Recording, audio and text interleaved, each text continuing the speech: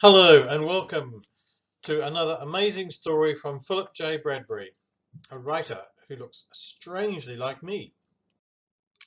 So this story is from his book of short stories called My Whispering Teachers, and the story, a true one, is called The Far Flung Pan.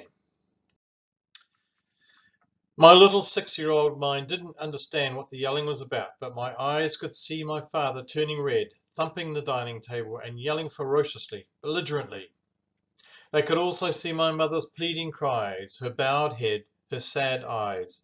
Stuck in the middle, I forced my body to stay as still as it could. I even tried to stop breathing, and probably did for long moments. I tried to pretend I wasn't there so they wouldn't notice and turn on me. "Oh, John, why can't we just have," beseeched my mother, till she was interrupted. "Because I bloody well said so, and that's it," said my father, his voice going quiet and icy as he stormed out. I heard him thumping around in the porch, putting his boots on and then stamping out to the dog kennels.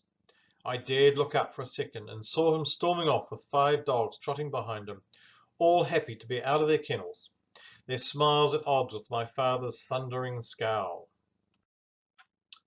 "It's okay, Philip, you're okay," said Mum, trying to reassure me as she wiped her eyes. I wanted to help her and wanted to run at the same time. I waited. She sat, alternately staring out the window and smiling wanly at me.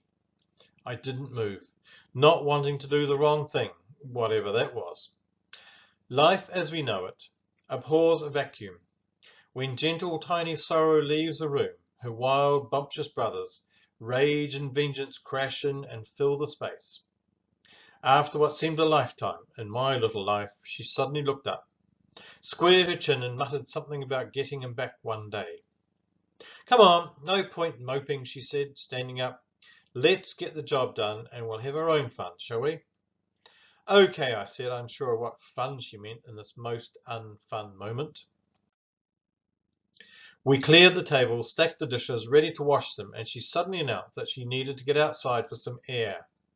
I thought there was air in the house, but what did I know?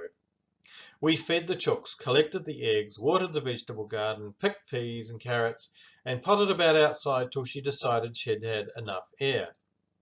Time to finish the dishes. By now, Dad must have been gone for a couple of hours, and I was still uneasy. She seemed to have forgotten the fight, but I hadn't, and I feared he'd return any moment to escalate it. However, I dried the dishes she was washing and put them away. Then I heard his footsteps. "Is that Dad?" I asked, ready to run. "He's early for morning tea, but it must be him," she said, looking at me, puzzled. His routine was legend, and he seldom varied it.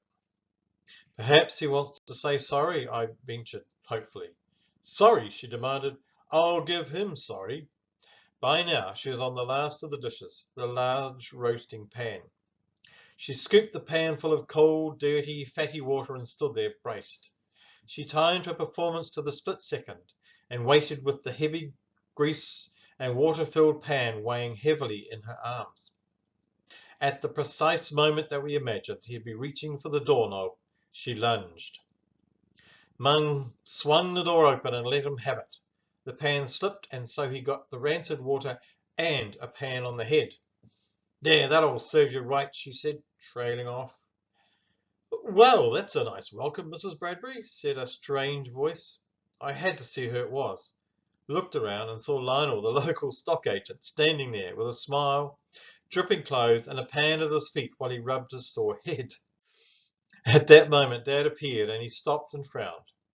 Then he summed it up, and laughed the loudest I'd ever heard him laugh. The other two soon joined in, and then I did, as relief flooded over me. As far as I knew, that day's argument wasn't resolved. It was simply heaped onto the growing pile of resentments to be used as fuel for next week's argument.